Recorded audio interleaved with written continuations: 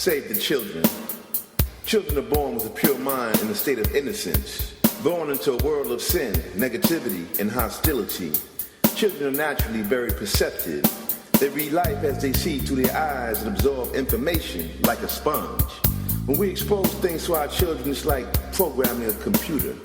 If your children are bombarded with negativity and this negativity is absorbed, eventually they will begin to represent this example. From birth, the child observes its surroundings as a student with much curiosity. They especially study their parents.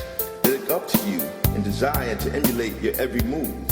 Every bad habit you may have, which they bear witness to, their mental will absorb, and eventually they may follow. Whatever you do, they want to and may do as well. On the other hand, all the good things which you represent will serve as positive exposure. Now the question is, what exposure or programming will project the greater influence? Unfortunately, the average human being, by the most part, seems to be attracted to negativity much faster than they are to that which is good for them. You see, Shaitan the devil has a way of glamorizing negativity on a grand scale. As a child goes through their rebellious stage in life, they are automatically attracted to the negative as opposed to the positive, because you've told them the negative was forbidden to them, usually with little or no explanation. If the parents have a habit of blowing up in arguments, using profanity, drinking liquor, smoking cigarettes, etc., as soon as the child gets old enough, he will in most cases emulate the same because he may feel that he has that right, not wanting to miss out on any of the action. When they're old enough and begin attending school, now they're exposed to even more of what goes on in this modern state of Babylon. Now they're exposed to other youth who combined have experienced or been exposed to every element of today's corrupt society. They will have to deal with high levels of peer pressure. Right from wrong will become less and less clear to them. They will be constantly bombarded from all sides with various forms of media, such as television, movies, radio, newspapers, etc., informing them, by the most part, from a distorted perspective. You will decide the only safe haven or salvation for them is an organized house of worship. But in many cases, when they attend, they either see right through the illusion and get turned off from the hypocrisy, or they may become victims of the system which supports many of these religious institutions for the purpose of conditioning our minds so we would pose no threat to this corrupt society. Throughout their whole life, Shaitan the devil will be working full force to destroy them in any way possible. These are a few things they will be exposed to throughout their youth, and as time goes on, their destiny will be shaped by the decisions they make.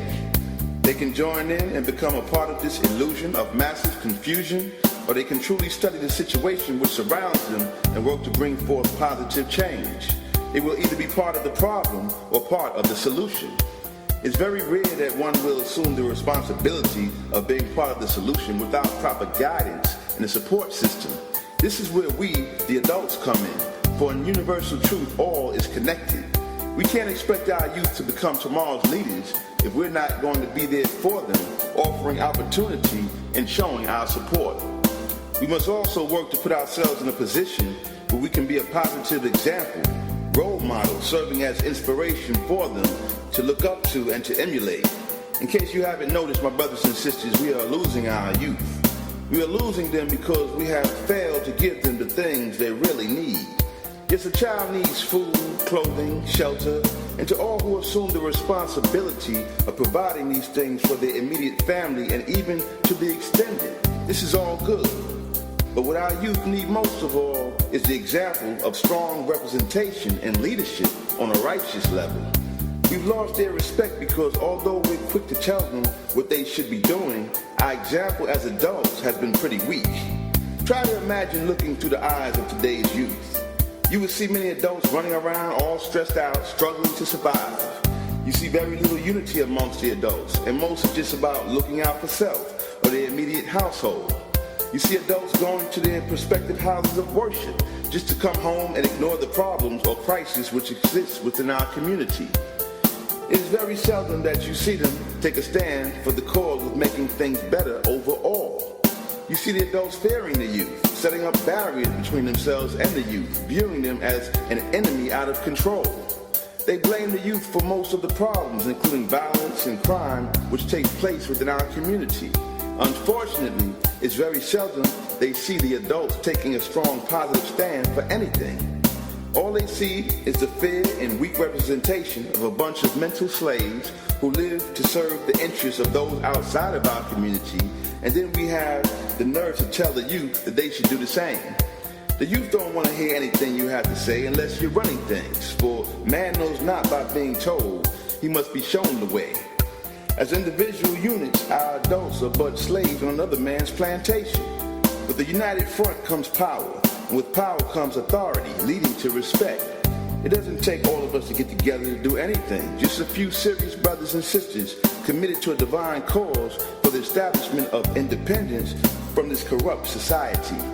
We have the power to become a nation within a nation, where all are taken care of. The adults need to contribute more in the development of our youth, not by sending them to others for training, but by training them ourselves, for they are our future. They will either become our future leaders, possessing much respect for the adults as ancestors who laid down a foundation for them, or they will become our worst nightmare, enemies seeing us as soft, spineless sellouts. We have everything we need to do this great work, and we've had it for some time. Unfortunately, we've always used this know-how for the interests of others. Let us earn their respect by fully representing that which the Most High has blessed us with, being prepared to make the ultimate sacrifice in the establishment of a strong foundation of truth for our youth to stand on, just as many of our strong ancestors have done for us. The youth are looking for great things to come from us. Let's not let them down. Let all of us try to do what we can so that we can win over their hearts and lead them to victory in the cause of the Most High. This responsibility is placed upon all of us, for it takes a whole community to properly raise each child. Bismillah, Alhamdulillah, Allahu Akbar, save the children. Welcome to SPV TOP, the official soundtrack of the spiritual revolution.